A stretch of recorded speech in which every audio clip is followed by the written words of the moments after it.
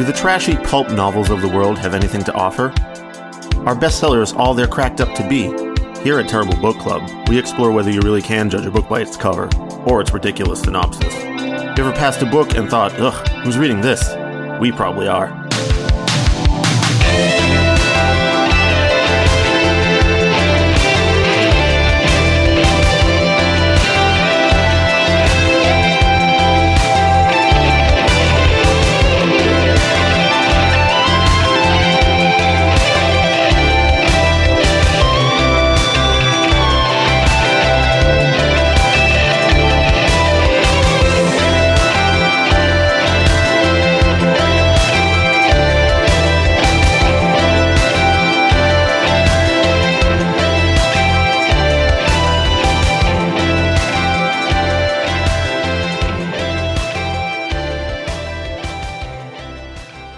Welcome to episode 165 of the Terrible Book Club.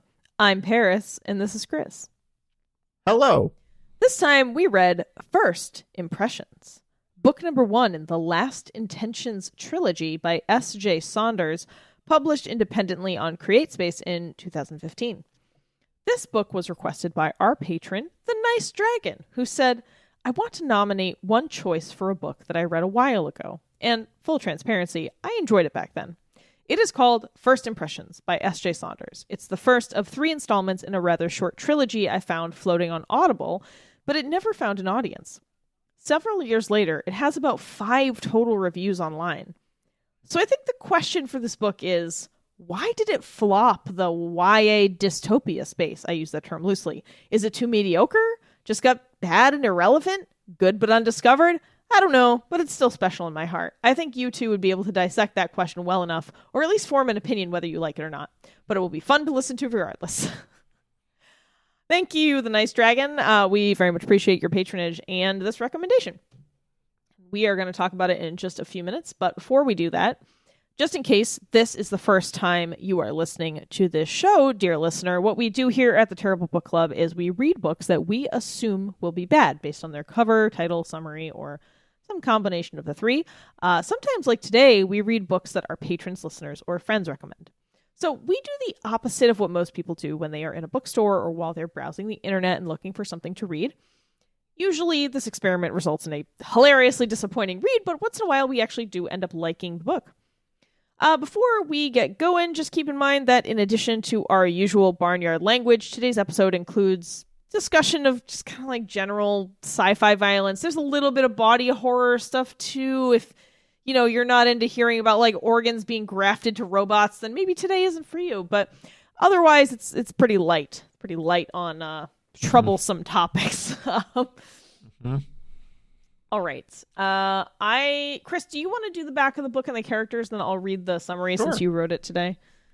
Happy to. All right, great. So Chris is going to go ahead and read the back of the book summary. that little like tagline paragraph that draws you in, makes you want to buy this, or I guess listen to it on Audible.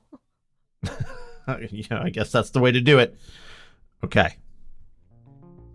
Ever found yourself dropped into a room where everything is trying to kill you, only to escape into the streets of Boston and have the first person you meet turn out to be a reverse cyborg? My name is Claire Jemima Stevens, and this is just one of those days. I'm not sure who I am or how I got here, but that's going to change. I have a name, a recording of the man who stole my life, and the memory of a boy with a kind, jagged face. All I have to do is find him. I mean, as a Boston resident, I feel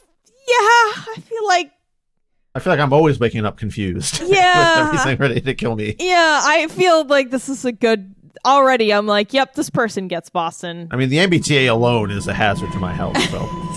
This book understands that, actually. All right, so some characters in our setting here. Of course, we're in Boston. Like they said, future sci-fi Boston that seems to have like an underwater component to it, like under the Charles or something. I don't know what the hell's going on there. I mean, Chris, rising sea levels is what's going on there. I mean, yeah. But most of Boston is built on garbage that we formed into land because we were like, there should be more land and we want to put buildings on it. So we just shoved a bunch of shit together to make manufactured land. So not actually a far-fetched idea, underwater Boston. Yeah. All right, so some characters. We have Claire Jemima Stevens, the main character, and like experimented upon teenager super soldier. She's like 16, I think. Yeah, I think so. Chris, her friend. That was a fun part for me, is that her friend here is just Chris, and he's just a nice dude, just a friend, just a friendly friend. Glyph, her robot friend, who is sort of like half robot, half like human organs and body parts stapled to the robot parts. Yeah. There is Dr. Henry, a Harvard professor of somethingology. Yeah. Yeah, no one really knows. Not really sure. That is like part of this whole super soldier program that Claire gets wrapped up in. North is this other researcher, also a doctor, I'm guessing, involved in this program. And then there are 3 other super soldier teenagers, Lucas, Annika, Roger, and then like general henchmen of Scalpel, I suppose, are milling about. There's also like a couple of street gangs here and there, but they're not super important. Yeah, and just to clarify, Scalpel is the name of the program that the super soldiers are in, because they are, entrusted to go in and surgically remove problematic targets like a scalpel. Wow. Really, cool. Really on the nose. Yeah, I was going to say. All right. Chris very helpfully wrote our summary for today, and this plot summary we create and read for you so that you understand all the basic main points of action, some basic character stuff, and just kind of get a sense for the story without having to read it, so that when we are talking about the book or complaining about it, you sort of know what we mean. Claire Stevens wakes up in a strange facility in the middle of future Boston and escapes using her super soldier skills, which she doesn't remember how she got because amnesia. The MBTA still doesn't work even in the future. She encounters Glyph, a robot and human body part cyborg that takes a liking to her. She finds out that she's wanted for breaking into Congress and murdering a senator. This, of course, horrifies Claire, whose last clear memories are about her simple home life and a friendship with a Chris, who is a kind and jagged face, which we will be told 12 times in this book. Yeah. Claire seeks out Dr. Henry, a researcher and professor from one of her classes whom Glyph determines was part of the project that Claire was part of. Turns out Dr. Henry recruited Claire because during Civil War III, Claire lived in the South, the southern United States? Yeah. And family members of hers were killed in an attack staged by people from the North. Despite that, she still decides to go to school in the North, which makes her good for a super soldier program for reasons we're not quite sure. Anyway, Claire finds Dr. Henry, and he seems apologetic, saying he never intended for the project to go this far. He pins it all on his partner, North, who wanted to use the super soldier program to engineer society in a way he saw fit by sending out Claire and her 3 associates, Lucas, Annika, and Roger, to selectively murder important people in a program known as Scalpel. Claire and Glyph make their way back to the facility for further insight into Claire's past and to take down North, but they are attacked by Lucas, Annika, and Roger on the way there and on the site. Claire fights her way through all of them while experiencing more memories from her time with Scalpel. Eventually, she finds that Scalpel also had a cloning program to ensure never-ending super soldiers. Her friend Chris figured it all out, of course, somehow, and went to the facility to free her, despite not being a super soldier and not being from the North. He was killed before the book began. Claire and Glyph escape the facility after Dr. Henry appears and tries to kill Claire since she was going rogue against Scalpel, and he was supportive of the plan all along, I guess. Claire and Glyph then break into another facility. It's just like a big evil government business tower, which is really a long fight until they reach the final boss room containing North and the President. They've all been manipulating both sides of the North and South conflict all along. Evil laugh and mustache twirl, and evil chair turning. Claire dives out a fucking window with the President because since her clone inherits her memories, except not the one this whole book followed, so she can continue her mission to bring down other people involved in the conspiracy. I don't think that sentence was fully formed, Chris, but I'm just gonna go with it. It's okay. All right, so general super soldier evil government, stuff. super soldier program stuff here. Yeah. I don't know that there's really anything more to say, except they added a cyborgy robot sidekick, and the main character was a girl. That's about it. Yeah, that's not even like a new detail. That's just I guess that's true. Something else to consider. All right, let's discuss the things that were good. Right off the top, my favorite place to start. This seemed mostly edited. There were maybe a dozen typos or like dropped or repeated words, but the sentences, paragraphs, and chapters were readable and generally made sense. They flowed. Some effort was put in here. Thank you. Even though this person, I think this was this person's first book or something. I think so. They clearly had an editor or did a lot of editing themselves. They must have had beta readers. Like, they must have, again, put effort into making the work flow and like make it legible and generally understandable. Thank you for just meeting that baseline, because so many books don't. There's a coherent plot so many here, books don't. So yeah. Thanks. So we're on the things that were good here, and my favorite thing about this book, which I guess might give you an example of like what else I thought of this, what the high points. The highest point of this book is platonic opposite sex friendship. Oh my God, for once, it's just two people of the opposite sex, or, genders that, or rather sexual orientations that could be attracted to each other, but they're not. They're just pals. They're just good pals. That's it. And there's not even a hint at anything else. Just two friends who like each other. You can do that. It's fine. That's possible. Yeah, I mean, I think I don't know. I kind of got the sense that it was maybe hedging on the romantic, but I never got that far. There's even a line where one of the bad guys is like, "Oh, your fomantic partner," or something, and I was like, "Oh, weird," because you had told me like, "Hey, there's opposite sex friendship, and it's with a guy named Chris," and I was like, "Oh, well." You made it sound like I was excited about that he was named Chris too, but really I was just excited about the opposite sex friendship and a little bit weirded out that. Do you have that thing? I think we've talked about this before. When you see people with your name in media, do you ever have this, like, it's not like, oh, that's me, that's not how I feel, but just like, you have this little moment of like, oh, that's my name. I feel weird about that. It doesn't really happen to me that much. It did happen to me a lot when Paris Hilton was at the height of popularity, and also when Michael Jackson named his daughter Paris. Daughter? I believe daughter.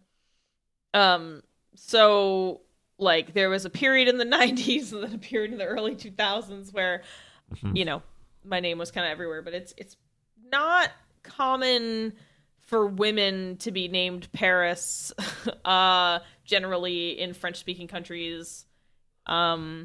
It's technically a masculine name. I mean, I guess because, we got to gender everything, but just traditionally speaking, it's... so it doesn't really happen to me as much. It's just one of those things where for me it was like, finally, the book about having a possible platonic opposite sex friendship, and one of those people has my name, and I'm like, oh, I guess it's only Chris's that can do that. Yes, only Chris's. You're the only model that can just be friends. Yeah. I mean, I don't know. I still thought it was... The way it was presented was corny as hell, but yeah, I was also really glad that it was not heavy on the romance. It was clear they really cared about each other, but they weren't like kissing or thinking about getting married or, anything like that. It was just kind of like, hey, we love each other. My friend who I care about. Yeah. The action scenes were reasonably fine. I found some of it a little hard to follow, but I thought it was just fine overall. A lot of books struggle to do this. I don't know. I wasn't as jazzed about it as you were, I think, but I get, for me, it's just about coherence, and I found most of it perfectly coherent in a way that I could figure out, okay, this person has moved over here, and they're in this place in this room that I know the shape of, and like what's relevant detail about what they can hide behind or where they can go after that. True, yeah. I don't know how this fits into my right action scenes, like sex scenes, kind of double theory thing that I've been like slowly trying to think about here. I mean, I may make an addendum to that idea, and that it's only worked like I'm talking about the physicality of something you're focusing on, right? Like, where are the body parts? Although maybe we need more like emotion-focused action scenes, right? Like, why haven't I ever teared up during a gunfight in any piece of media? It's always been like, pure testosterone or adrenaline kind of thing of like, oh no, someone might get hurt, but I've never been like why am I not crying in this gunfight? This club. I mean, I think that's this gun club. I think that's just how the human body works. I think adrenaline, is meant to get to help you engage in fight or flight, and crying is usually not a useful way to fight or flight, to fight or fly. So I think that's why. But you're right. I mean, I think there are plenty of situations where you may be about to shoot someone and be crying or get teary because even though it's not, it might have a lot of complicated emotional layers, and that can certainly lead to tears. No, you're right though. It is very procedural, which is what you need for a baseline. But I don't know. I guess to be clear, there's like details in the fight scenes that are corny and stupid as hell that we'll get to later. Yeah. But I'm just talking about like the coherence of the fight scenes and being able to follow who is punching who or swinging a sword in what direction. And so, yes, because there's sword fights in here. We'll get to that. Furthermore, although this really screams, I played video games and watched anime, and I think I can novelize that style. Like, there's a lot of things in here that really scream that at the top of its lungs. Like the aforementioned sword fighting when guns are a thing. Like, every time I see like the guy with a sword when everyone has guns and like he comes out on top, I'm like, you fucking watched anime before. He's like, that's like cartoons are the only place where that could kind of reasonably maybe seem plausible. Yeah. And like also just like the way that like, oh, there's facilities to break into and like there's like, the evil boss fight with the evil chair that swivels around later. Like, these are all things that tip off to me like what entertainment mediums you really enjoy a lot. Yeah, and as far as I'm concerned, like once Metal Gear Solid happened, any attempt to like parody that or do it again was just crushed under the heel of Solid Snake, Liquid Metal Snake. Gear Solid is like the perfect encapsulation of being like just stupid enough to like really make a parody of like all the American action movie tropes in just the right way, but also kind of take itself seriously just enough to make it somewhat compelling. And then you'll have like an incredibly prescient prediction about the state of misinformation and the usage of AI in the current world that'll just slap you in the face at the end of the second game. But that's another story. But yeah, so although, again, this screams all that, I think it does manage to avoid most of the things that usually plague this type of... Not all of them. Just some of the other things. Like, not like with the aforementioned platonic friendship, there's no creepy stuff here. Yes, correct, yeah.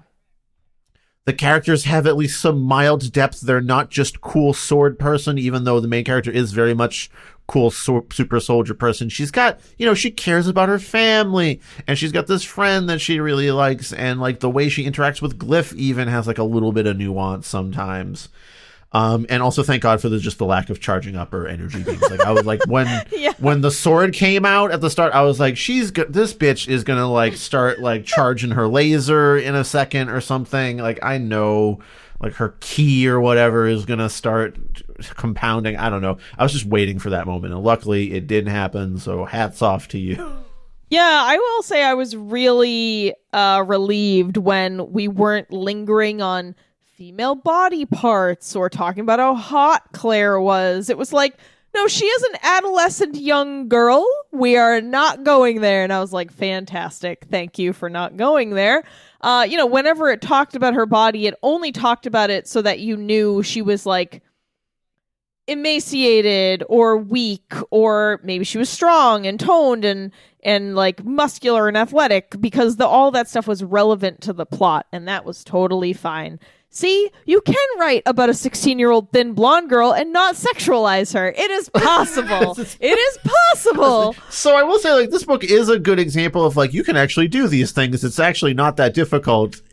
You just gotta act normal about it, really. No, you're right. Yeah, it's like, yeah, you can have, you're right, friendships between people who maybe like could, have, I don't know how to describe, how did you said it more eloquently than I did, like you could be attracted to them, but you're not, and that's fine, and no one's trying to do that here, and we don't need to talk about it because that's fine, Also, it's irrelevant to the actual plot at hand of like what your focus of your story is. Right. There was no romantic subplot, and like to care about someone enough to like want them to like save your life or have them save your life. It doesn't have to be romantic. Right. Doesn't have to be romantic. I'm trying to remember what else. Oh, right. And yeah, just none of the women in the story are sexualized. I mean, we can talk about, though, that, like, this doesn't really... I don't think this passes the Bechdel test. Not that the Bechdel test is the be-all, end-all, but, like, every I feel like it's just a low bar to clear, right? Like, you can begin to talk about... if it's, like, got compelling female characters, if that bar is kind of met.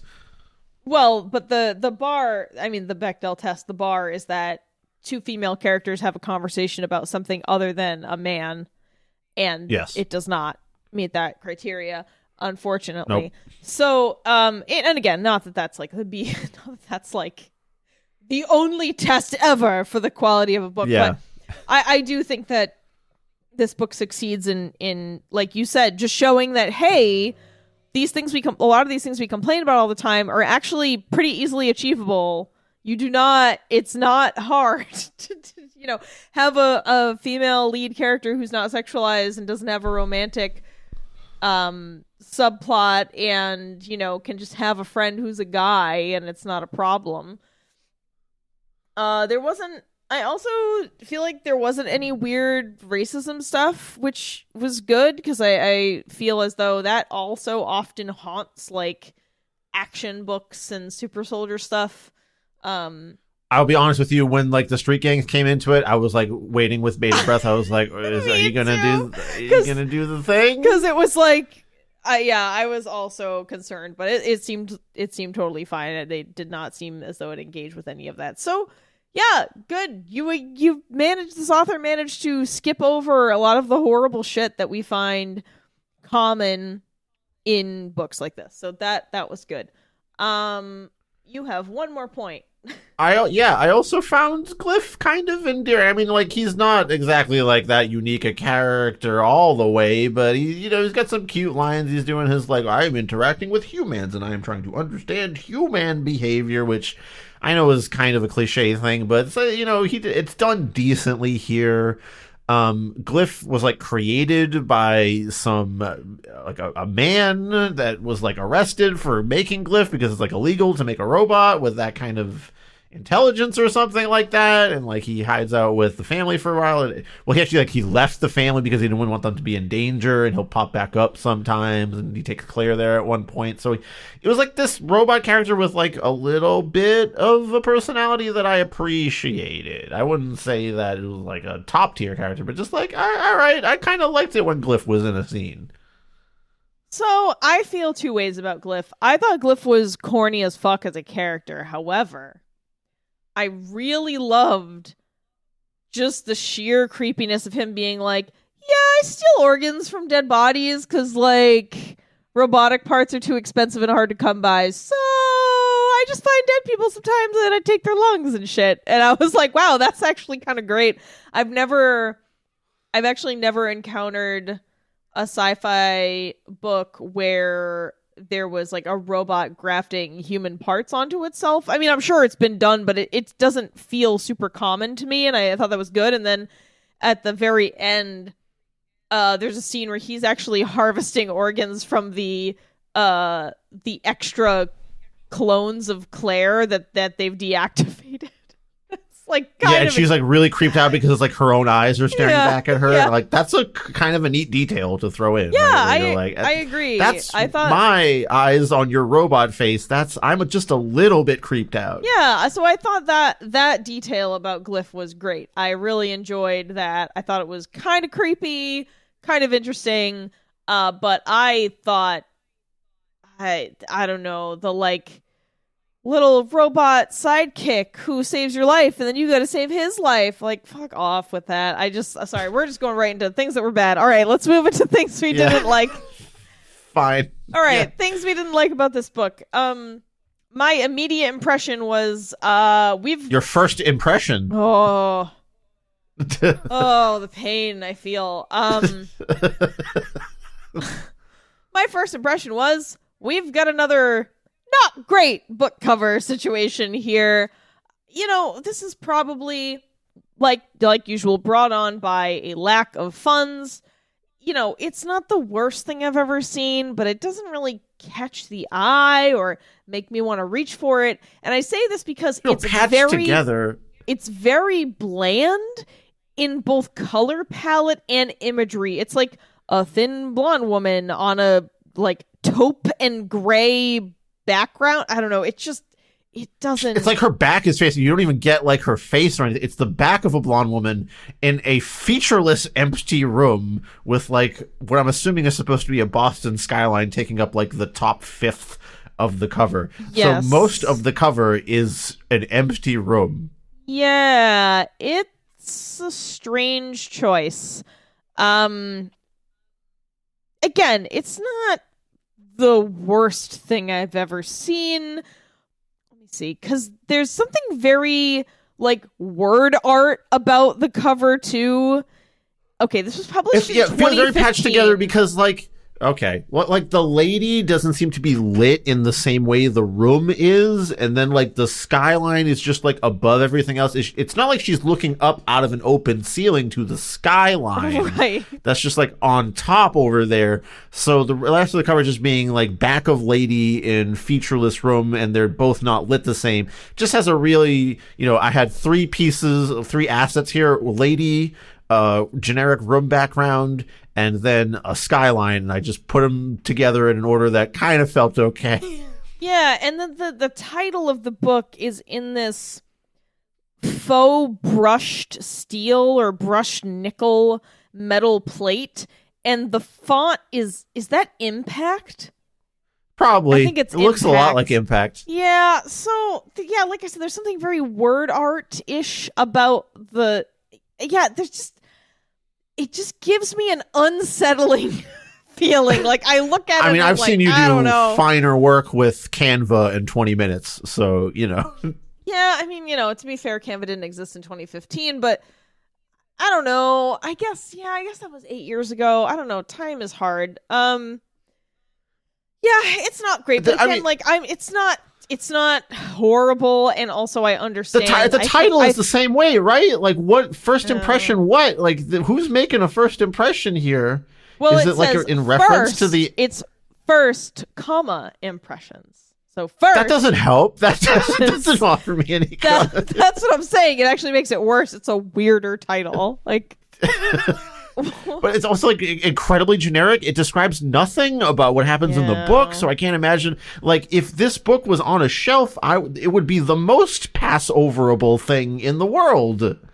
Yeah, I think first impressions is just a reference to like visual or mental impressions and how the main character is trying to figure out her own and others' intentions, because the series is called Last Intentions. But it's still not good. It's like, if I have to do that much work to figure it out, I don't fucking know. Like, your last intention, like the last thing you meant to do. I don't know. It's bad. All right. So anyway, speaking of bad cliches, wait a minute. I do want to say, I'm not trying to knock too hard on a book that probably didn't have a very high budget. I think the author actually says his wife made the cover for him. So like, you asked another person. I don't know that I would recommend asking a family member, but it's, it happens. But it just, like you said, just very forgettable. All right. Moving on. Okay, like the main thing, like pretty much everything else that we're going to talk about here is under the same bullet point of like the most cliche shit ever. And like the usage of like these common plot devices or features that are just so unsatisfying. So like right off the bat, the amnesia as the central plot mystery, it just sucks, man. Like, I guess, like, the first couple of times you have this kind of story presented to you, I'm sure it's intriguing. But, like, how many pieces of media have we had where, like, the whole mystery is, like, I woke up and I don't remember nothing?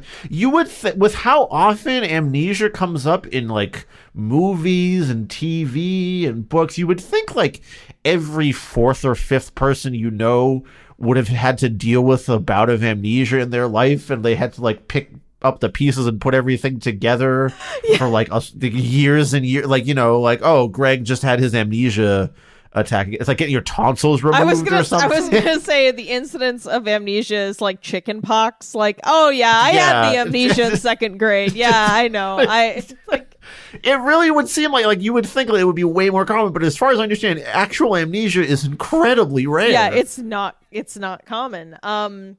Especially, and like the type of amnesia that's not like coupled with like dementia, right? Like, yeah, that's just like I'm otherwise fine, but yeah. And yeah, you're right. I agree with everything you said. And this book, I just don't feel like the amnesia didn't matter. Did you also feel like this book didn't matter at all? Because I did. It gave Claire like a reason to, you know, I guess like try to find Dr. Henry, but like you're right, it wouldn't have mattered if she woke up with like full memories and stuff, because she would have still have. She regains her memories so quickly that it's not a plot point. Not to mention, you immediately know she's a super soldier. I mean, yeah, immediately you're like, well, she's like, how do I know how many bullets are in this gun, and like where the door is, and how to get out of the water room or whatever. And it's like, okay, well, she's in this facility and she's doing all these like amazing feats of agility. Clearly she's a super soldier. Like, I don't know what other conclusion. Like, I've read this story a couple of times before already, man. Like, this isn't a big... And you're right. Also, like, the way the amnesia is resolved is extremely unearned. At least, like, in other stories, it's like you gotta find the one spot where, like, the memory is activated or something. But she's just, like, getting flashbacks constantly. Yeah. And it's not like they're that obscured. Like the second or third one she sees, like, clearly it's just like, oh, you're in training for the super soldier thing. And, like, there's your super soldier buddies. Like there's the one evil researcher or whatever. Well, and so, like, my problem is that this is over the course of like a few days. You're like, yeah, wow. Like, if you just chilled out for a minute, you probably you wouldn't have to like go storm the facility again or whatever. Just like relax for a minute. Yeah, because I feel like even if she did have her full memories, she would have still been on the same trajectory. She still would have wanted to find out what happened to Chris. She still would have wanted to find out what happened to the other super soldiers and where North and Henry were. So, like, I just don't...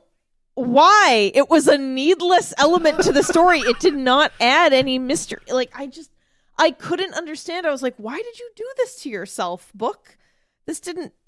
It just... I don't know. So again, this really screams to me as someone that like does like a lot of video games or anime, because like that's classic video game intros. You wake up with amnesia in a room. Like also like the most cliche, aside from you wake up in a jail cell, which is perhaps the top way to start a D&D campaign, which I am guilty of. Yes. That's an easy way to do it. But like I mean, aside from that, like you wake up with amnesia and you must find out about your sordid past is like the start of every 10th action movie or video game. Not even every 10th, like every other one. 90% of them, like it just seems like such a high number of them start. Like, okay, I feel like you have two paths. You have amnesia, or you have they killed my wife and son. You know, like that's it. Those are your roads you could go down. Those are your choice. The only possible motivations for gunfights to happen. Yeah, like I what's the Frost poem? It's like I chose the path on the left or whatever. It's like, yeah, you've only got two options. Yeah, that's the famous Frost poem. Paris is there were a left and a right path, and I had to choose one. Robert Frost. That's the whole poem. I mean, or it's just, you know, the Entombed record, Left Hand Path. That's what he chose. He was like, I choose Entombed. I mean, like, so yeah, like the amnesia thing is just so over. Like, it's like, you know, having the same meal all the time, and you're just like, could we add something to the amnesia plot? It's just not compelling to me anymore, right? Like, I don't, especially since the amnesia recovery method is always just some really wishy-washy garbage. Like, there's never been a satisfying amnesia recovery device, and I think in any story involving amnesia out there, right? Because, like, again, because amnesia is so rare medically that, like, and like the recovery of it generally is like, I guess it might come back sometimes, but generally it doesn't. Like, so you can't really have a nice, easy, or satisfying way in a story for it to come together in a way that makes me feel like, okay, that makes sense that you would, you know, all of a sudden remember everything because of that. I don't know. It crosses over with, like, the unreliable narrator thing, which is not what's happening here, but, like, that same way of, like, obscuring things that happen to someone, and you just have to be like, oh, well, they just forgot everything. I don't know. I just hate it. I don't like it. Yeah, and again, especially because in this book, I don't see how her path wouldn't have changed. I don't get it. All right. I mean, for more cliche stuff, I mean, this is, like, anime cliche realm, but, like, deflecting bullets with your sword. Oh yeah, like, that hurt. That hurt on, me. That hurt me when it happened. Man. Like, and like it happens in like most of the gunfights is where she's like pating, pating, pating, pating. Like, she's being attacked from many, like, surrounded by people with guns, and she can just like do the sword thing in just the right way to deflect the bullets all the time. Like, in cartoons, it kind of works because it's a cartoon. Even like, I'll even allow Star Wars to get away with it with like the lightsaber reflecting the blaster fire, because like the lasers are kind of slow in Star Wars, so like you can kind of think like someone with a good enough reaction time might be able to make that happen. But like just regular guns and swords, like I'm pretty sure a bullet would still just shatter a fucking sword if you shot at it the right way enough. Well, even like if you allow like 2 bullets to ting off the blade, I'm pretty sure number 10 or 11 would start deforming the blade. Well, right? Like, no, not if you have a really high quality super folded steel. I think it would I think it could withstand it. However, the level of reaction time and accuracy that requires, like you said, I mean, it's sort of, when it comes to like Jedi and Star Wars and deflecting like laser blasters, Jedi are, it's canon in that series that they have mind powers, right? Like they're supposed, yes. So that to me works, right? Because you're like, okay, they are hyper aware, hyper focused. They can kind of sense things before they happen a little bit. So like, of course, those people could deflect, you know, energy charges, you know, with their saber or whatever. But if we're talking like regular Earth physics in the year, I don't know, 2080 or whenever this, I mean, she didn't even like take the supersoldier juice from like Captain America or whatever. It's just a regular lady that like did enough push-ups. You're telling me if I do enough push-ups, I can fucking deflect bullets with a sword? Yeah, I have a hard time buying that too. I feel like it is just a bad thing to include when you could just rely on her incredible agility like you did in all the other scenes where she's like bouncing off walls and tumbling and, you know, avoiding things in a way that makes some sense. I mean, I still feel like sure bullets are going to kill you no matter what, but yeah, right. You know? Yeah, right. Like John Listen, if Wick there's is 10 fine. guys, if there's 10 guys with guns in a room and you're in the middle of the, I don't care what's happened, man. It's over for you. The deflecting bullets with swords thing is. I understand, like, that's like action story, like we're not going to ever do that because then otherwise there would be no action stories. But at the same, like, the deflecting the bullets with the sword is a bridge too far for me. It's just because it like lowers this. Like, why do I? Okay, if she's deflecting the bullets easily, why do I care every time there's like a gang of dudes rolling into this room? There's no stakes for it. Well, this is on top of that. Yeah, this is my critical point about why this genre of book, the whole super soldier thing, like, I never give a shit about it because there are no stakes. There are never any stakes. They are always so superhuman that nothing bad can ever happen to them, really, because either they literally can't die, their limbs regenerate, or in this case, we have fucking clones. So, like, and her mind is just easily transferred to a new body, and it's like, okay, well, then Cool. why do I care about any of this? Why do I care about Claire? Why do I care about this program? Yeah. We don't even get the layer of, like, you know, your memories being passed to a clone where it's like that consciousness that was killed does end, and it's just like this new upload. I don't think it's even that. I literally think it's a continuing there's continuity. same consciousness. Yes, there is continuity, because that's how the book ends with the Claire we were introduced to is one of the clones. You know, she's not the OG. And at the end, she gets ported into the OG body, which was at least kind of sort of interesting. You know, usually you end up, I feel like, either just the clone goes on or it's just the original person at the beginning. But that being said, it's like there's no stakes. Like when she fucking lobs the president out a window along with herself, I was like, whatever. This isn't exciting. Of course you would do that if you know you're just going to respawn down next to the donkeys in an hour, right? Oh my like God! We talked about this for like the doing the Dark Souls thing, right? Like you just resurrect at the last dunks that you came up in. You are now entering the dunks. I forgot about the dunks. Yeah, this is the dunks, man. Like, we're here. Instead of like bonfire lit, it's like regular iced got or something, right? Like Dunkachino, a chinoed. No, it just says dunked. Like that's the respawn. So we've got cloning. I mean, I should just let you take it. It's a good one. Yeah, basically, like, you have amnesia, you got cloning. If we had time travel in here, you would have had, like, the trifecta of, like, shit-ass plot devices that are always unsatisfyingly resolved and barely make sense, right? Yeah. Like, that's all three of them in there. Would have been... You should have just thrown it in for good measure, honestly, just to, like... Yeah. I mean...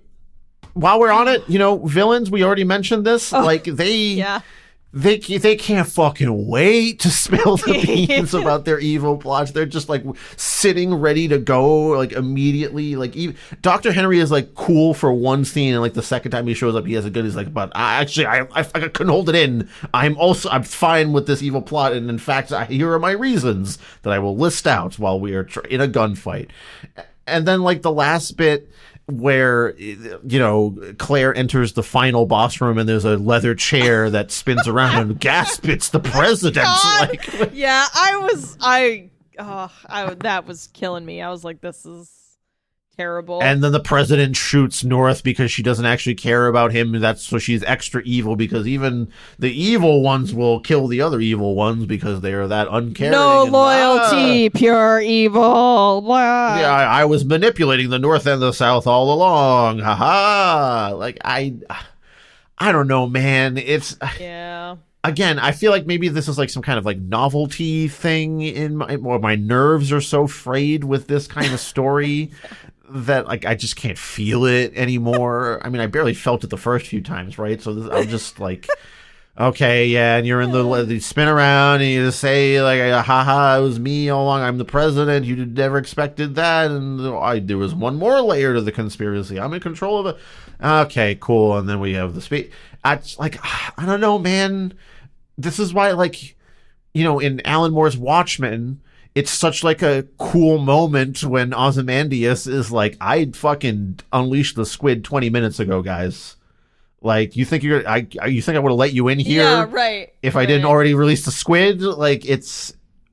Yeah. Like, how is that just like a mind-blowing moment because like the villain thought to be like, I already did it. I didn't wait. Well, I mean, Watchmen is one of the very few things I've enjoyed.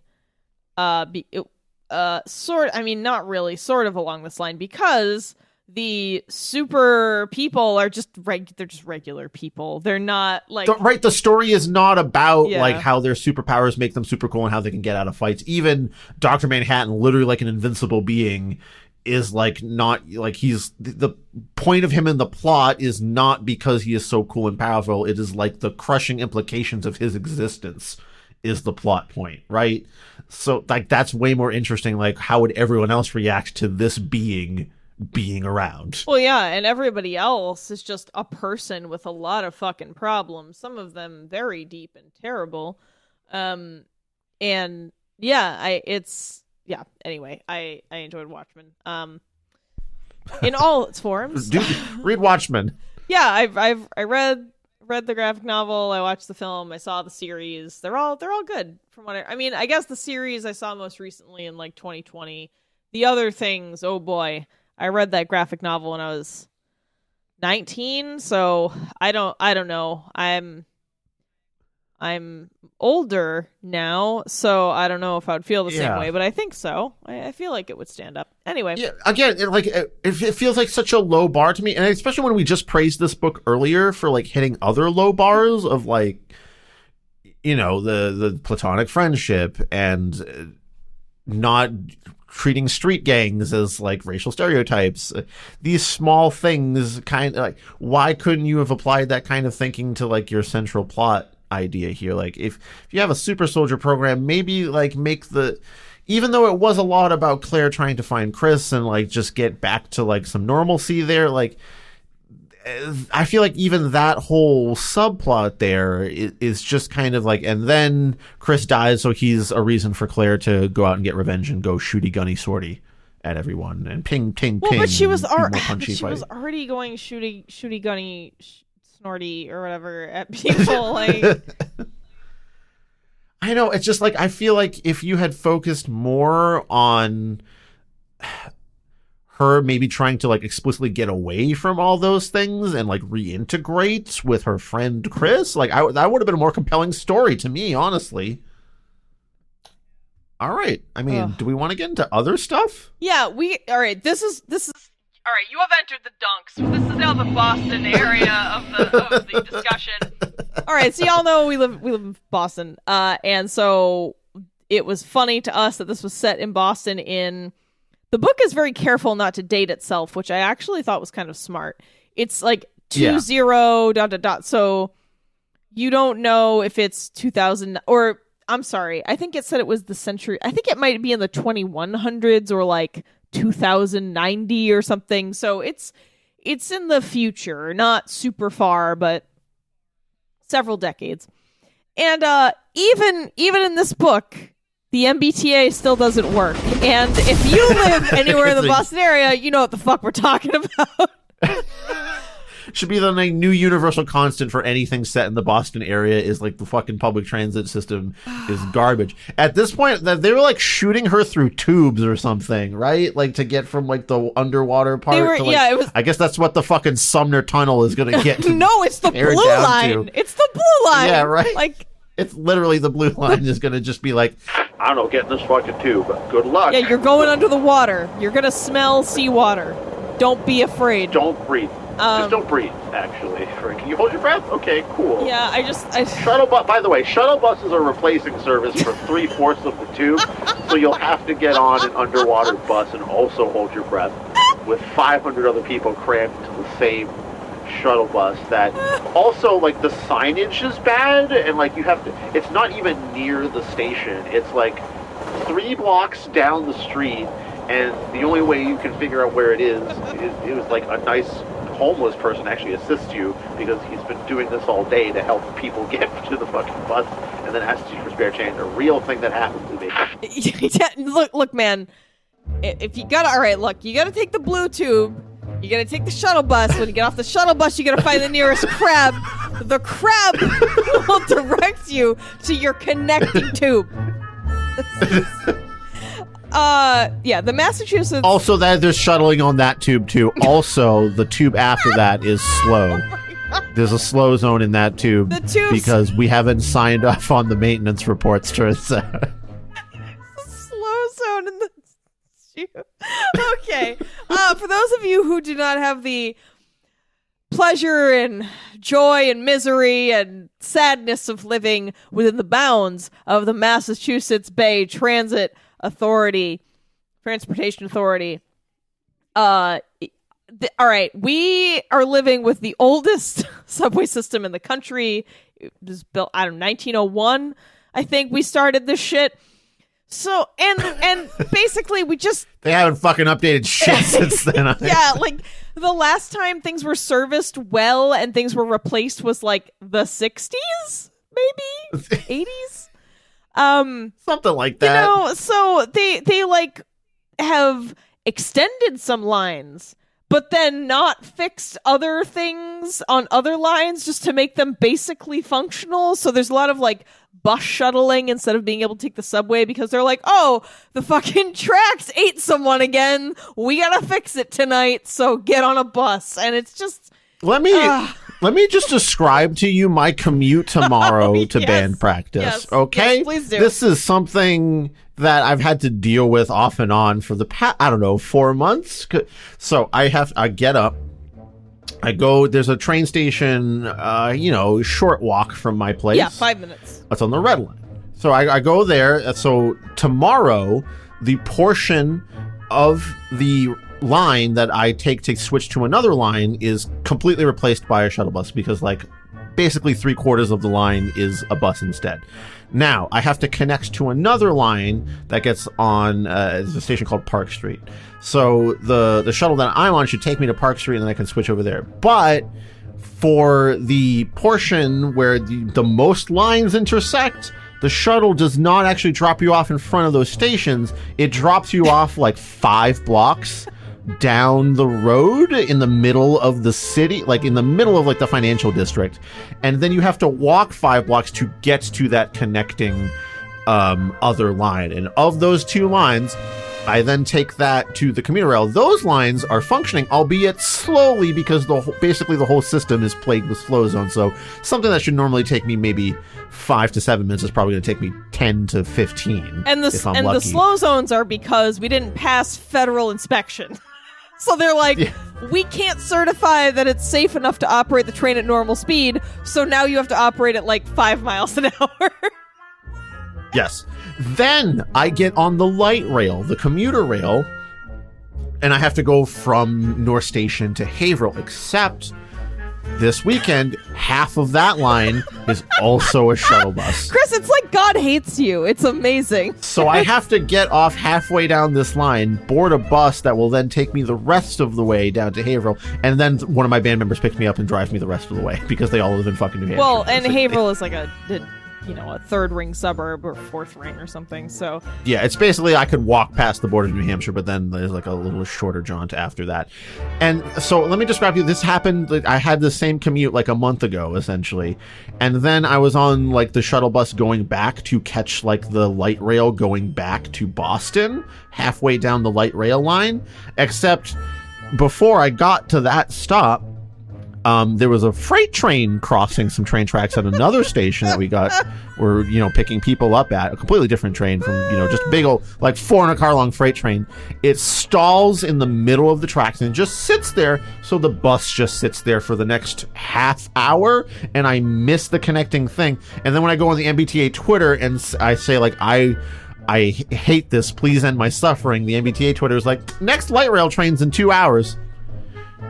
By the way, there's nothing in the area around the light rail station where I was supposed to, like, I couldn't go get a bite to eat. There's shit over there. It's just like a fucking empty parking lot with some train tracks running through it and a sign. What am I supposed to do? Chris. The answer is I have to pay for a fucking $40 Uber home. I will say, the commuter rail is not a light rail. Just so you know, light rail is the subway, like a streetcar, not the commuter rail. Commuter rail is like a train. I thought subway was like, sort of like inner city, its own category. Light rail was like your commuter rail, and like heavy rail was like those freight trains that like stalled out there. I thought that was the subdivision. I always thought light rail was like above ground and subway goes underground. And then commuter rail, I mean, a commuter rail is just a train, a longer distance train. I don't really know. Yeah, I guess I always considered like your Amtraks and your freight trains to be heavy rail, but that makes no fucking sense. Yeah, I don't. Well, you're probably right. I think that's it. Anyway, I was just trying to make sure people understood that you weren't just going for the subway. You were going to like a distant suburb. So you were getting on like a train with like a conductor, like a locomotive is what I'm saying. Yes. Those are locomotives. So yeah, Chris had to take, 6 different forms of transportation. go to bed. That's tomorrow. I'm waking up tomorrow. It's midnight right now. I have to go to sorry. bed and wake up at like 8 so I can like prepare myself and shower and lug all the shit over to band practice. Although we're mostly just recording parts and editing for our new album, so it's that'll be fun. It's worth it. Point being, I guess the author gets points for very accurate description of Boston here. Although there was something else we thought that was not a good choice, where the university that's involved in like evil super soldier stuff is Harvard in this book, and we're like, dude, there's like 7,000 universities in Boston. Harvard isn't really the one I would choose for super soldiers either. Yeah. I mean, MIT is right there. Yeah, MIT is the obvious choice. I thought it would have been extra funny if they went with the Benjamin Franklin Institute of Technology. Because that's like sleeper. That's like a sleeper school that no one thinks about, but that's a tech school. Benjamin Franklin was born in Boston, if listeners don't know that. So, yeah, I just like Harvard feels like a choice because like, well, that's the Ivy League one that's here, right? Like, but then like Dr. Henry, what is his area like with super soldierology, like Captain America-ology? Like, what is he supposed to be? Yeah, it doesn't say like he's a geneticist or anything. It's very strange. By the way, that's the other thing I want to mention about, like, I kind of alluded to this before with like Claire and her super soldier thing. Were they weren't like injected with anything, or like it was just like we just did a lot of gym shit. Yeah, right. I was confused by that too, because I thought, sure, like there's the cloning and everything, but that's like after you've just like done a lot of crunches or something. I also was confused by that. We got to the end and I was like, huh, okay. I don't know. It just seemed so. Actually, I think I highlighted a couple passages because I was thinking about that. I was like, oh, what are they gonna say? Because I actually thought she was gonna turn out to be a robot, because it was so heavy-handed with her disliking robots and kind of being, suspicious of Glyph at first. And I was like, oh, she's going to be like a cyborg or a robot herself at the end. And, it ended up being a clone, which is crossed my mind. Oh, yeah. I thought that was going to be the obvious choice. Oh, yeah, because I have a note that's like, wait, but she's a cyborg though, right? And then it was like, nope, just an organic clone. And I was like, yeah, I also don't understand what their specialties were. Like, if they weren't fucking with, the human genome or whatever, then what was Dr. Henry's? And I mean, I guess Dr. Henry was recruiting the kids. Like, what is the training you're doing to be able to do ting bullet deflection sword? Like, what possible training could you be doing that would make that something that you could rely on? Yeah, I mean, she definitely seems to have, like, all of the super soldier kids seem to have superhuman abilities. Like, not able to be achieved through natural means is what I thought. Same here. Yeah, So that was just a very confusing part for me, where I was like, I don't understand. Like, why? How did you get to this level of ability? Yeah, and I feel like we didn't even, and, even with the cloning stuff, we didn't really even get into complicated questions about identity and personhood and continuity of consciousness. Like, classic clone plot trope. Yeah, we didn't touch any of that. It was just like, oh, well, she's the one who's alive with the memories, so she's our main character, I guess, so whatever, we're not going to think about it, and just didn't engage with that at all, which was a bummer, but, yeah, I don't know, I thought, Harvard was a weird choice, I guess. I do realize we kind of forgot to read passages from the book, so we might want to just... We don't always have to do that. Well, I think it's helpful, but... Sure, but, like, what's an interesting enough passage to pull out of here to even read? Like, that's kind of what we're talking about here, right? Like, what... Let's go through my notes here. While you're looking for that passage, let me just add a point that I kind of thought about while you were talking about super soldier versus evil government fiction.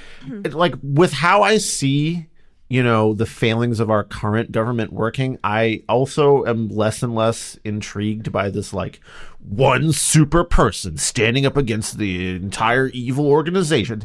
Like, I think it kind of ruins people's ability to think about collective action, and like how the change will come through many little actions by many people instead of like the one main character of the story who has like all the power and ability to like take on this thing here.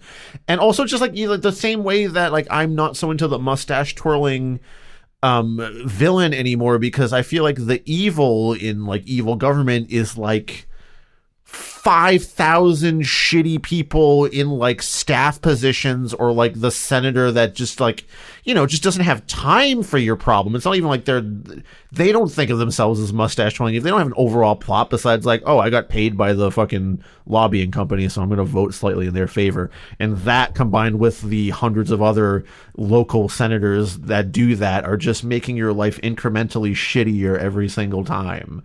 Like, that's really what, you know, the kind of villainy we're dealing with here. So, like, this overarching evil conspiracy doesn't compel me anymore. I want, like, the death by 1,000 cuts villainy. Yeah. That we're experiencing. Yeah, that's far more realistic. Speaking of things in books that are really stupid, disclaimer, wherever we put this in the episode, the book after this one, we actually recorded that episode first. And it broke my mind and body and tether to reality. It just ripped me from this earth. So I didn't take the best notes for this episode, which is why I'm going back through my notes in this book and realizing I forgot a bunch of shit. Like, this book uses the G slur real quick, which is not great. Really wish that wasn't in it. Also, why do action books and movies love emergency tracheotomies? This book has an emergency tracheotomy with a silencer. I think that's a good passage to read. I'm gonna read it. True. He pulls a rag out of his pocket and wraps it around his SMG's pinky-sized silencer, unscrewing it and tossing it to me. As I catch the silencer, I flick the tip of my sword across the lower part of the gasping dragon's neck. The dragon is like a gang member. The leader's eyes widen further at my apparent kill, but I jab what I hope is the cooler end of the silencer into the tiny cut. The dragon offers a gargled squeal, fighting to push me away, but I hold the metal tube in place, pleading for this to work. A second later, the dragon gives a long, labored gasp, and a small puff of air gushes through the silencer as he exhales. I stand again, turning to the slack-jawed leader. Get him to a hospital. Why an emergency tracheotomy is like a hallmark, a shitty cliche in like all like, why are we obsessed with this?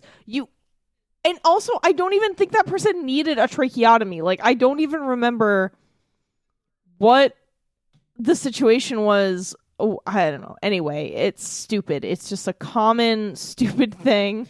Yeah, this is a weird passage. I approach it without incident, showing what I hope is the right amount of interest in the vaunted architecture when I pass through the main door. Marble staircases shoot off from either side of me inside, curving around to meet the large balcony above. Sounds like you are growing marble staircases out of your sides, which is not... Super soldier powers. Yeah, that's... Marble staircase man. Marble staircases activate! Marble staircase man, we have to go down! Fuck. You'll have to find marble staircase down, man. I mean, there were just a lot of passages that I thought... There were a lot of dialogue lines that I thought were really corny.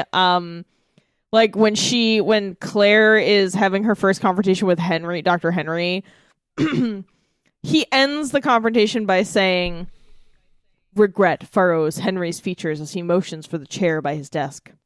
I think you should have a seat, Miss Stevens. It seems I have not concluded my lessons for today. Oh, Jesus Christ. We get it. You're a teacher. Cool. And he's like, I think in the video game vernacular, your friend Lucas would be the tank of your group. I mean, just stuff like that was See, like right there. That's what I'm talking about with like very obviously someone that like thinks that they can take the cliches of another medium and turn them into like a book. Like I don't know why people think like I can just turn that into a book and it would be entertaining. Like no, it's different mediums work different ways, guys. Like no one would ever say that. Oh, you're the tank. Yeah, no. Oh, I got another one. You know what we forgot to talk about? The gas station robot robbery murder scene that just did not need to happen, and I don't know why it was in the book. Do you remember that? Yes, I do. It kind of stuck out to me because I was waiting for something to come of that as well, but I think it's just generally part of like and they were experimenting with cloning and robots and like the semi-sentient life forms or something. I don't know. Well, I have a great note. There is a part hang on, I'm just going to read it. At a small pulse from his mechanical palm, the devices trained on us give a little squeal of protest before the recording indicators sputter and die.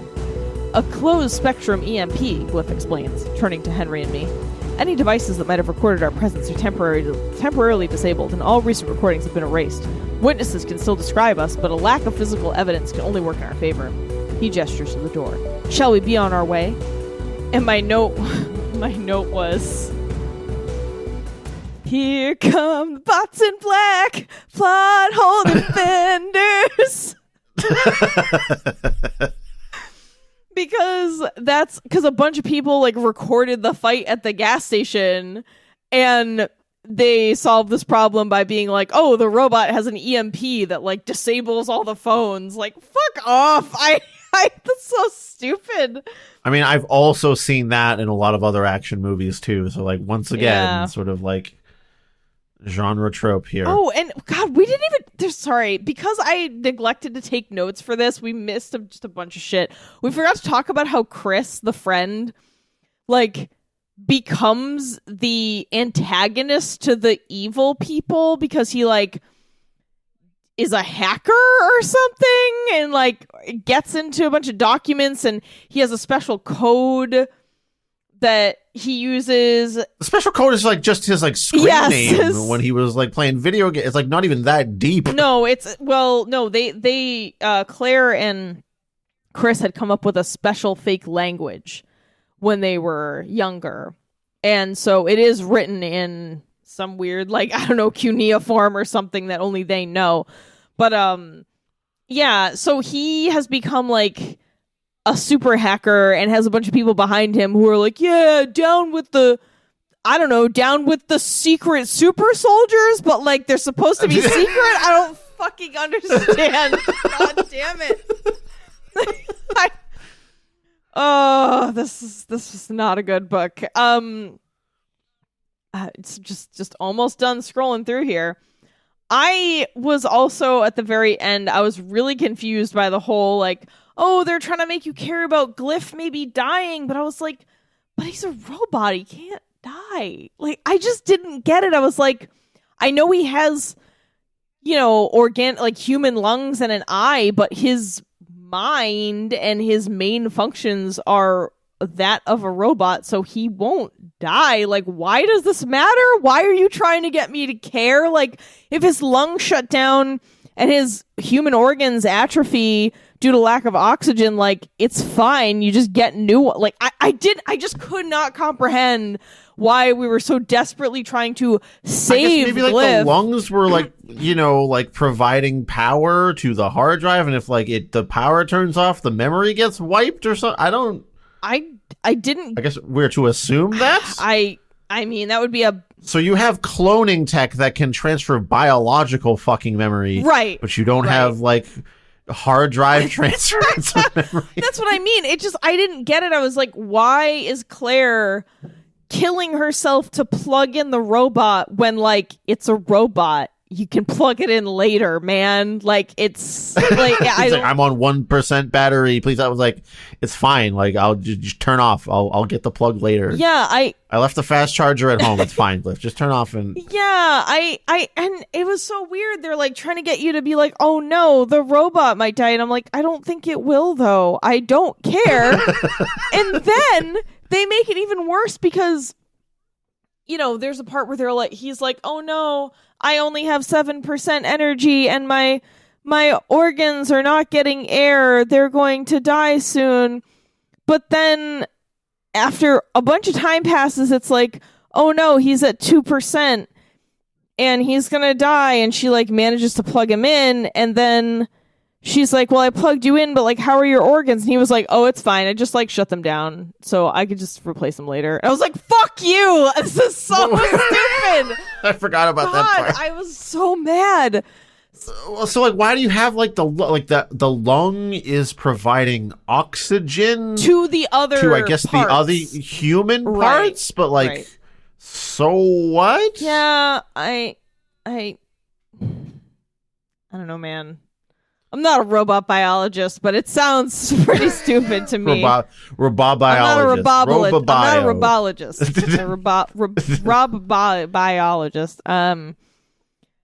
Robobiology.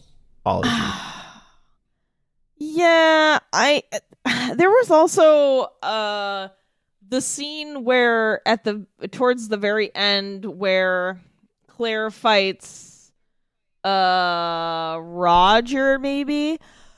And she's describing how she manages to pull him off the cliff with her. And she's like, it felt like we were falling for an eternity. And I'm like, okay, so they were falling. But then she's like, oh, but then my sword is sticking out from underside the cliff. And I'm like, okay, then you weren't falling for an eternity because it's not like your sword was sticking out like halfway down the chasm. Like, I just was really confused about that. I don't know if you remember that part, but I do remember that part, and like I also just in my brain I was like, I guess it was whether she didn't really fall that far or something, and then you know she grabs onto the sword, which would immediately dislocate your shoulder. Yeah, I don't think. Yeah, I think it's just ridiculous. And yeah, I don't know. And like Chris dying, and like, oh god, it was just so much of this was so corny. And then, yeah, the explanation for her being a clone is just, like, we needed to really power up the first one, and then we just made copies, and there's no discussion of how that made any sense, given what we were seeing and their abilities. You're really just supposed to accept a lot of stuff on face value. Okay. Oh, I think. And Chris only has a kind, jagged face. We are told so many times what his kind, jagged face. What does a jagged face mean? Like a really chiseled face, I think is what she means. Oh, okay. Sure. I always have trouble with that particular descriptor. I just imagine someone with, like, you know, random angles cut out of their face or something, like literally sharp points. Yeah, I think that's what that means. I mean, that was... Glyph should have the jagged face. All right, Paris. Well, I mean, we're already here. Can we fix it?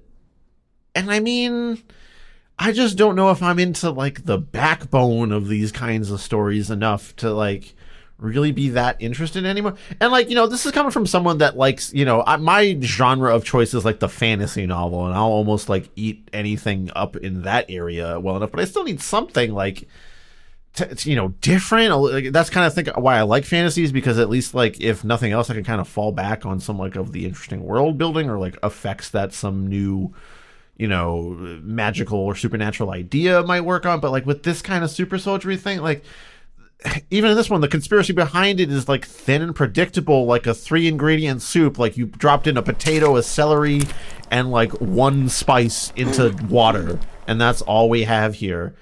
The cloning aspect removes all stakes. There's no tension to it because of that. Like, just have them be the one person so that there's some tension and some danger in deadly situations. deflecting bullets with swords just makes me feel like nothing is going to hurt you. Yeah. And even though Claire does get injured by other super soldiers, she just has like healing juice. She's got like, you know, like spray on gel. So who fucking cares? like it doesn't matter. So to answer the Nice Dragon's question, I think this didn't make it because there's like nothing new or exciting or different or interesting to talk about. Like there's nothing even really funny for us to pick apart here to like kind of rag on too hard, because like it's just what is in here that I have not seen done better or more interestingly or have like a better angle on it in this style. And I mean, not that YA dystopia is like the realm of creativity that you might like. I'm trying to compare it to like other ones, like, you know, your Hunger Games or stuff like that. I haven't read that or anything, but I don't know. At least like there's sort of the angle of like it's a death fight, you know, like was sort of interesting back when the Hunger Games came out. Now it's like, you know, Fortnite's out there and all that shit's the same stuff all the time. But you know, it's certainly not an awful effort, but this is the most 4 out of 10 book I've ever seen for just like 4 points for being able to write a coherent story and like have decent editing, right? Like I don't know. I wouldn't even give it the 5th point for interesting story. Well, I feel like it should rank at least at a 5 because it didn't engage in creepy sexualization, misogyny, like romantic subplot. It didn't have a lot of those bad things. Sure, you know so what? I would at least leave it at a 5. Fine, I'll up that point. That you're right. There's a real solid down the middle, like Yeah.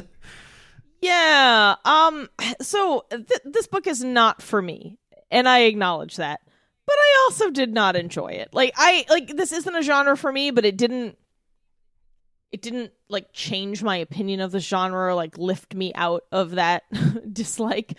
However, it didn't actively hurt me, at least, you know, unlike the book for next week's episode, which actually hurt me. Oh, yeah. But yeah, this book just felt like a gentle misting of some like straight to streaming action film by an obscure production company. Kind of like when you pick something off of Hulu starring an actor you saw as a guest star on an episode of SVU in 2001, and you're like, what the hell is Paramore Pictures? Like, you know, it's just real. It's there, I guess. Like if you're sick and like there's nothing better to watch, you just want like some sound in the background. I mean, like you mentioned before, I'm not interested in super soldier versus evil government fiction. It does not hold my interest, largely because it feels extremely predictable, and because the main characters are super soldiers, there are just never stakes to anything, which you also said. You know, this book, at least, it's like tried to engage with some emotional stuff and questions about, like, humans and, like, inorganic life having sentience, but it was super surface level and clumsy and just way too direct. For all the plot failings of Delirium, that book did do the whole like teen introspection thing well and got to the emotional core of the main character, and this book didn't come near that level of finesse. That's a good point. I hadn't considered that comparison. Yeah. In summary, yeah, to answer the Nice Dragon's question, like, why didn't this book make it? I think, Chris, you already said it. I mean, it doesn't do anything really new or interesting. I mean, it definitely avoids a lot of extra shitty things, but then it still has some sprinkling of shitty cliche stuff, so it's real middle of the road, real mediocre. I think the Nice Dragon suggested that as a possibility, so I am going to say that is probably right. I think this was just pretty mediocre, and it didn't do anything particularly great, right? Did a lot of things either real below average or just barely hitting average, so didn't stick out. Mm-hmm. All right, Chris. All right. It's time to thank the patrons. Thank you, Greg, Veronica, Will, D, Jared, Arant, Senior, Jakub, Lycoris, Elliot, Kieran, Martin, Luchek, Miri, Yanka, David, Anya, Patricia, Austin, Donnie, Beast with the Least, Scott H, Robin, Laxtodes, Of the Void, The Talk Reading Unicorn, Last Man on Earth 01, Funny Robot with Antennas, Hobbyboy 93, Harry, Renee, Emmy, The Ugly One, Bleach Black Cat, Julius the Nice Dragon, our Ko-fi donor Kiwi Thing, and our newest patron, Eastern Swiss. Thank you so very much, Eastern Swiss, for becoming a $20 a month patron and for donating a real, live, terrible book to us through the mail. We're eager to dig our little terrible claws into it in the coming months. Yes, Thank you very we much, have everybody. already received it. We took a cursory look at it. It's something. It's something. Sure is a book. Sure is. Okay. Well, Paris, I'm off to do enough push-ups to start deflecting bullets with a sword. I think if I do enough, I'll be able to get that hyper agility that I need. And finally, I will be able to catch everything that I almost drop. That's going to be how I use my agility. Like, you know, when you drop something, I'll always be able to catch it before it lands on the floor. Yeah, I'll make sure I lift a weight and so that I can perform emergency tracheotomies in absolutely absurd situations with absurd tools. You need the strength for that. You need the strength for that. All right, Paris. Catch you next time. Okay. Bye. Thank you for listening to another episode of Terrible Book Club. Terrible Book Club is an independent podcast produced by your hosts, Paris and Chris. Sound design and audio editing by Chris, with sound effects and music by Epidemic Sound and sometimes also Chris. Our theme song is Kiss by Yearn, which is, you guessed it, actually also Chris. You can find more of his soothing synthy sounds on Bandcamp at yearn.bandcamp.com. Do you want us to review a book of your choice on the show? Do you want access to some extra audiovisual weirdness? If so, become a patron at patreon.com/terriblebookclub. If you'd like to send us a one-time tip instead, you can do that at ko-fi.com/terriblebookclub. You can also support TBC for free by sharing the show on social media, following our accounts on YouTube, Twitter, Instagram, Facebook, or Goodreads, telling your friends about your favorite episode, or by leaving a review on Apple Podcasts, Podchaser, or anywhere else on the internet. To send us book recommendations or your adorable pet photos, send an email to terriblebookclub@gmail.com.